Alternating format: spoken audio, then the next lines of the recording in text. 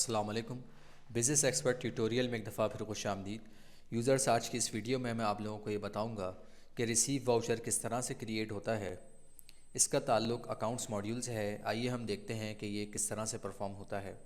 हम journal ledger पे जाएंगे, वाउचर ट्रांजैक्शन पे जाएंगे, दैन रिसीव वाउचर के फॉर्म पे चले जाएंगे।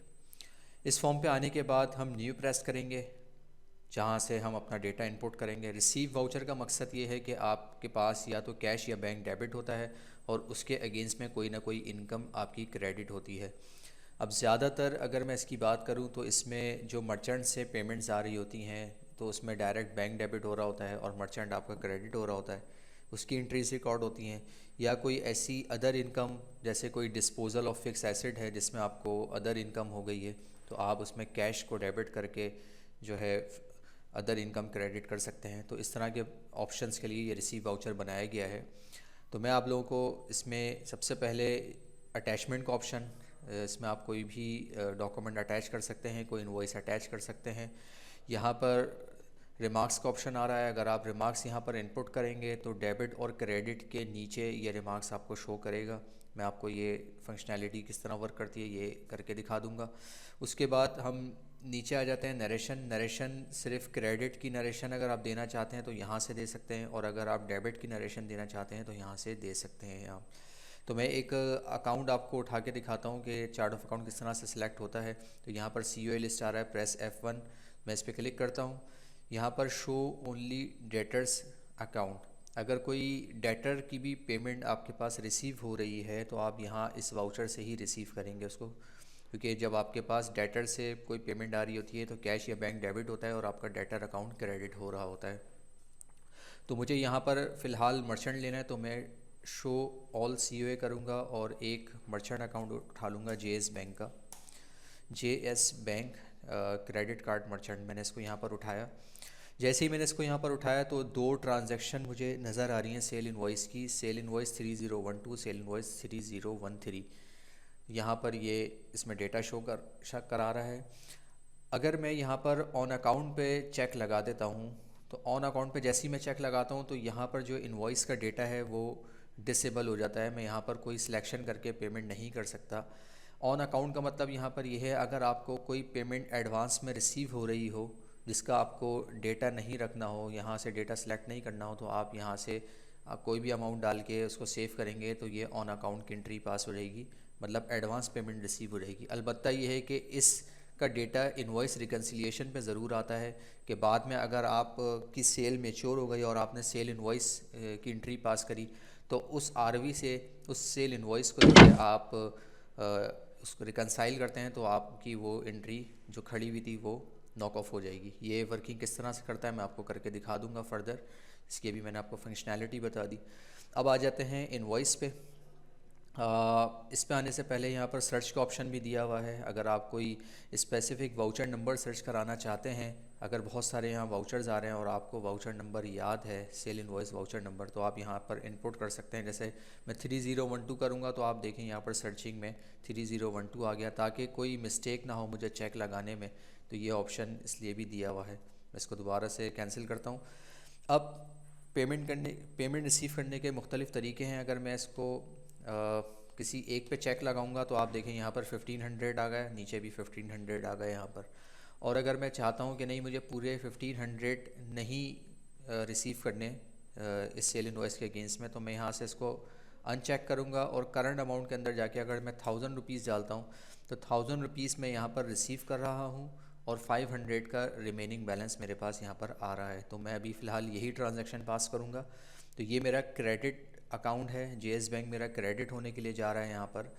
और उसके बाद यहाँ पर एक ऑप्शन आ रहा है इस डिडक्शन। इस डिडक्शन का मतलब यहाँ पर यह है जो आप पेमेंट रिसीव कर रहे हैं अगर आपकी विद होल्डिंग हो रही है उस पर कोई, जैसे फॉर एग्जांपल यहाँ पर विद होल्डिंग नॉर्मली कटता है तो मैं यहाँ इनकम टैक्स पेबल ले लेता हूँ और यहाँ पर अमाउंट आपको जस्ट इनपुट करके दिखाता हूँ। फॉर एग्जांपल इसमें 50 रुपीज़ का जो है इनकम टैक्स पेबल यानी कि विद होल्डिंग टैक्स मेरा लग रहा है। तो यहाँ पर जैसे ही मैंने 50 रुपीज़ डेबिट किए तो 950 का रिमेनिंग बैलेंस यहाँ पर मेरे सामने आ गया है। अब पेमेंट मोड की यहाँ बात करते हैं। अगर आपको कैश रिसीव हो रहा है तो आप यहाँ पर कैश इन हैंड सेलेक्ट करेंगे, तो जस्ट कैश इन हैंड में डेटा आ रहा है 950, आप यहाँ नरेशन डाल के सेव करेंगे तो आपका ये वाउचर कैश के ज़रिए से बन जाएगा। और अगर आप इसकी पेमेंट किसी बैंक में रिसीव करना चाह रहे हैं, यहाँ पर मुख्तलिफ बैंक्स आ रहे हैं, तो मैं यहाँ बैंक अल्फला सेलेक्ट कर लेता हूँ। बैंक अल्फला सेलेक्ट करने के बाद यहाँ पर चेक टाइप आ रही है।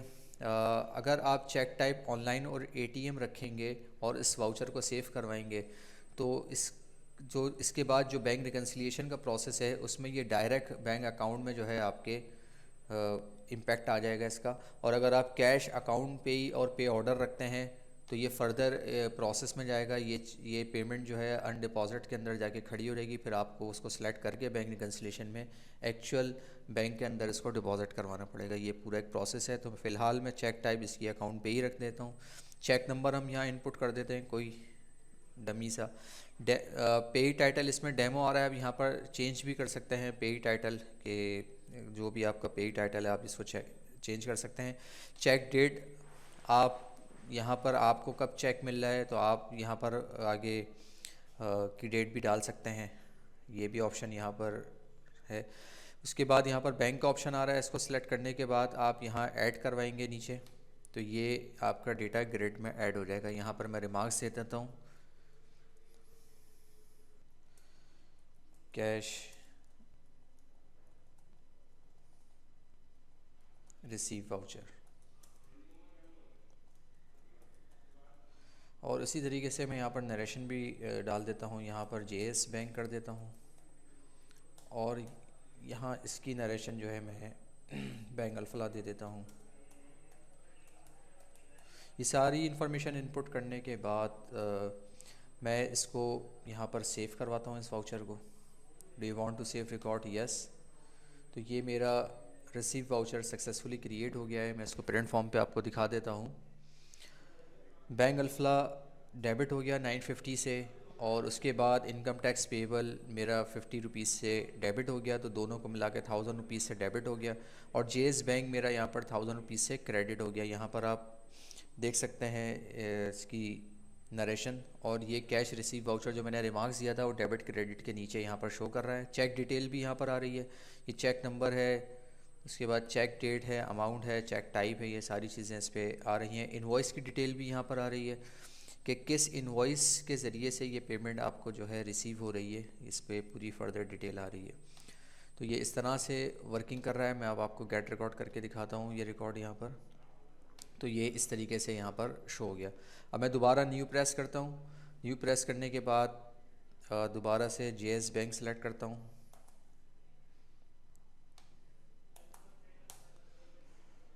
ये जेएस बैंक सेलेक्ट कर लिया मैंने। तो यहाँ पर अगर फर्दर मुझे अब कोई पेमेंट इसके अंदर रिसीव हो रही है तो मैं यहाँ से रिसीव कर सकता हूँ। अब मैं आपको ऑन अकाउंट का प्रोसेस बताता हूँ, ऑन अकाउंट किस तरह से वर्क करता है।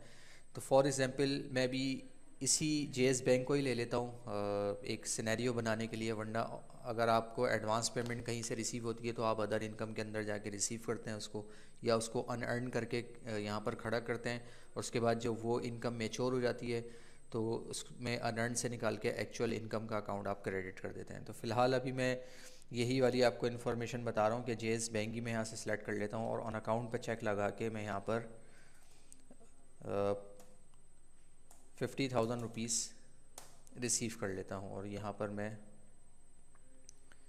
कैश इन हैंड ले लेता हूँ।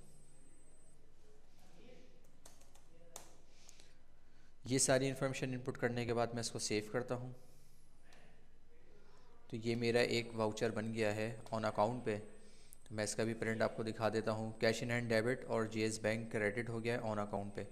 अब इसकी रिकन्सिलिएशन किस तरह होगी, ये तो मैंने एडवांस पेमेंट रिसीव कर ली है, कैश मेरे पास आ गया है और जेएस बैंक क्रेडिट हो गया है। अब जब इसकी सेल इनवॉइस बनेगी, सेल इनवॉइस से ये नॉक ऑफ होगा, तो अब मैं आपको बताता हूँ कि ये किस तरह से नॉक ऑफ होगा।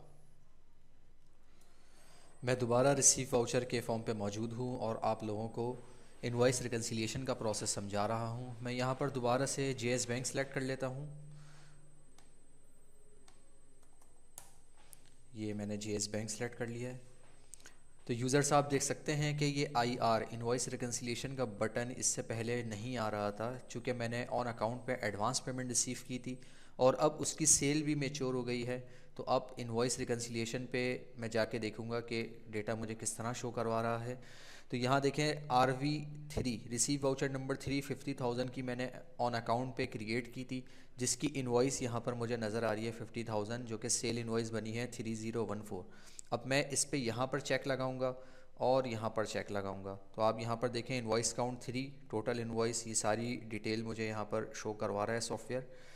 ये दोनों पे चेक लगाने का मकसद ये है कि ये इनवॉइस, ये वाउचर नंबर जो है इससे रिकनसाइल हो जाएगा, तो वो IR का जो बटन है वो वहाँ पर शो होना ख़त्म हो जाएगा। मैं इसको यहाँ पर सेव करता हूँ, do you want to reconcile this invoice, yes. तो ये डेटा मेरा सक्सेसफुली रिकनसाइल हो गया है। अब आप यहाँ पर देख सकते हैं वो IR का बटन जो आ रहा था वो डिसेबल हो गया और 50,000 जो यहाँ पर खड़े हुए थे सेल इनवॉइस की मद में, वो भी डिसेबल हो गए यहाँ पर। तो ये प्रोसेस भी मैं उम्मीद करता हूँ आप लोगों को समझ आ गया होगा।